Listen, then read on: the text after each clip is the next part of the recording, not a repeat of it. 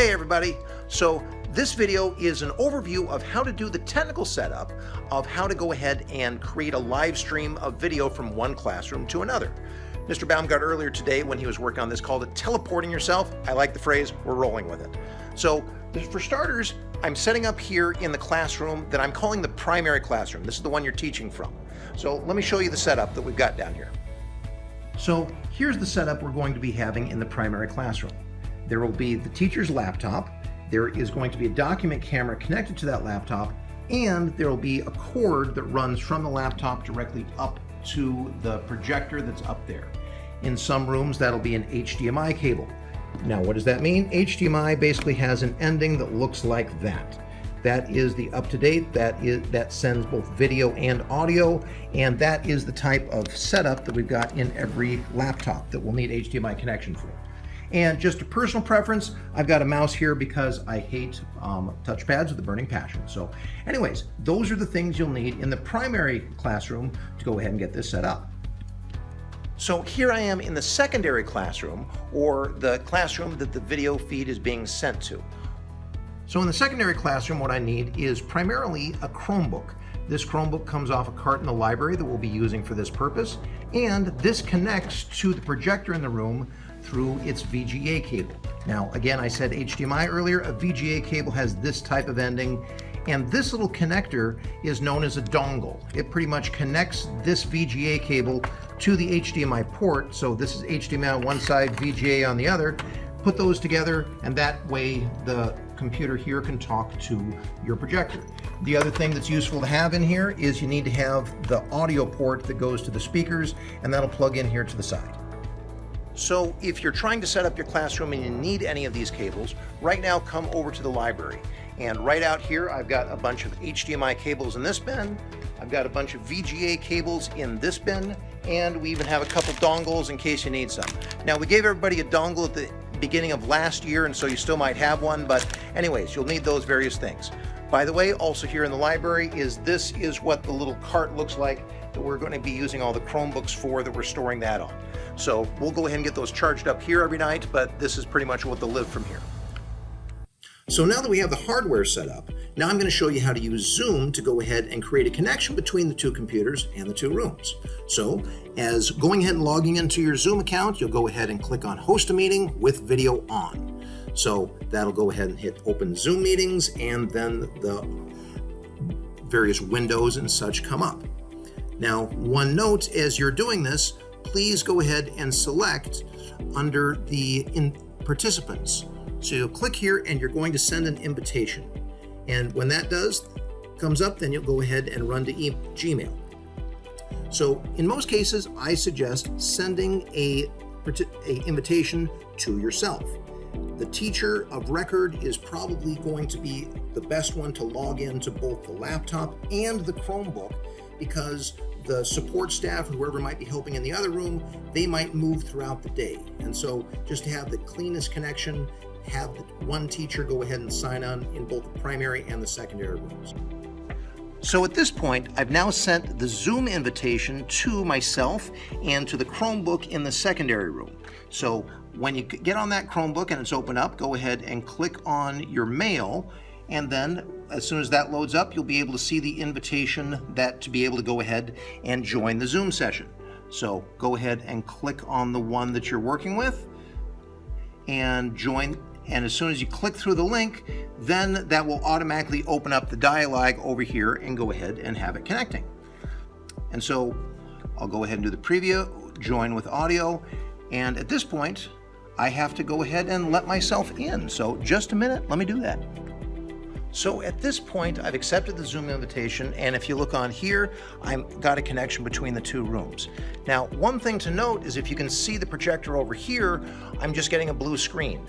Now, in several of the rooms, that blue screen won't happen. It'll just come up there right away. It'll do an automatic duplicate between this and the other screen. Now, if you are in some rooms, however, it won't be uncommon to get that blue screen. The way you deal with that is as follows. Basically what this is it's an extended screen. In other words, the big one is considered to be an extension of what's right off here. So I'm just going to go ahead and click right here. I'm pressing down left, and I'm dragging it over to the major screen over here. And so you can see that happening. It's kind of hard to do one-handed, but it looks like I got it. And so now I've got it on the other screen that are right on there. I'm going to make that now full screen, and now I have connected between the two rooms. So now I'm connected and the class is seeing both screens. Now, quite frankly, I don't want that. I want them just to see the main screen right there. And so the way you'll do that is over on the Chromebook, you're going to go ahead and select what is known as speaker view. Right now it's set in gallery view, it shows everything, but go ahead and select speaker view in the upper right-hand corner and that'll take care of it. So at this point, I'm back in the primary classroom and you're seeing what I'm sending over the Zoom. I went ahead and set up the computer in the secondary room so that I have a view of the students. Sometimes the video connections are in the back of the classroom, so you see the back of their heads, but there should be some level that you'll be able to zoom in on that. Now, that's good for you to be able to teach from here. And to be honest with you, here's where things get a little bit different each time. I've gone ahead and logged on this sometimes and seen both screens here on my screen here, but what I'm seeing behind me right here is just myself talking right now. Actually, that's the ideal because it's nice you can see one people talking and then that's here. If you're in a room like I am right now, I don't know how well you can see that, but I'm still getting both screens that are being projected here, which is a little less than ideal because they can't really see you all that well. You have a couple options. So for starters, you can, if you want this room to go and not see anything that's behind me and just focus on me, I'm reaching up right now and I am putting the little shutter over my projector. They aren't seeing anything in this room. The other room is seeing just me and I can go ahead and teach. That's one option to be able to go with it. Now, another option is, okay, let's have that going up right here. I've got two screens behind me that everyone can go ahead and look at the other people in the other class. That's going to be exciting. Let's say you want to be able to make this just broadcasting to you. So in that case, you go here, mouse over the screen that you want. In the upper right-hand corner, there are three little dots. And what you want is something that says pin video, or rather unpin pin video. And boom, here I am. Now it doesn't go between the two various things. You're seeing me in what you're seeing on here is what I'm seeing there. And at this point, you can start doing some fun tricks, like because I am filming myself, all that other type of stuff. So that is at some point, if I'm just going to teach with video, I can still see right here the other screen that's going on. I can still see a little what's going in the other room, but I can sort of go from there. So depending on your preference, you can set up different ways. One last thought, you can see right in this current view, I've got me in the big one and the other room in the small. But right now I am not full screen. If I click on full screen, then I'm very much in the big, and you have basically a window here that you can then adjust depending on how much you want to see the other room at any given time.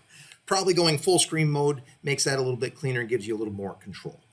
So now I want to go ahead and, now that we talked about video, let's go ahead and make a turn and show you how to go ahead and show a PowerPoint. So what I do right here is I'm going to go down and hit share screen. So at this point, as always, I have a bunch of windows open. But in this particular case, I am going to go ahead and choose back my Google Chrome. And I'm going to be sharing this to both of them. And here I have a PowerPoint that's set up.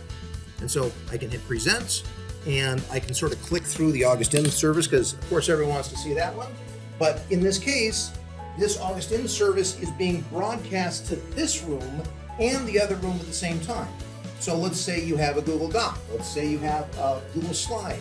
If there's anything that's on your computer that you want to teach out of to both rooms at the same time, use the sharing feature in Zoom to be able to make that happening. Goes pretty slick. Now we've covered how to do direct video and we've also talked about sharing screens. Now let's go ahead and use that IPEVO that's set up on my cart. So the way you'd go ahead and do that is if you look in the bottom left-hand part of your screen, here is the mute and the stop video. Now it's actually more than that. If you look on right here on the stop video, there's a little caret. It looks like a little hat that's right next to it.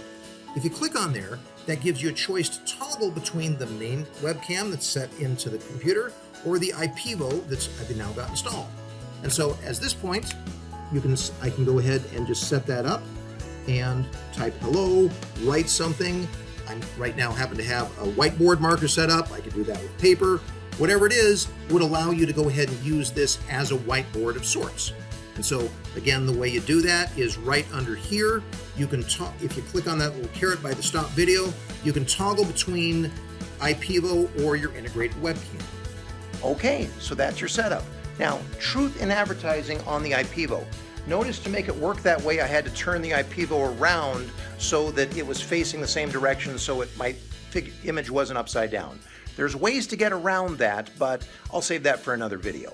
But basically, I hope you have enough to be dangerous now. Go ahead and start playing with this a little bit and see how it works. And if you have any questions, go ahead and reach out to each other. I'd be glad to slide by to see how you're doing, and we'll get it done. All right, you take care.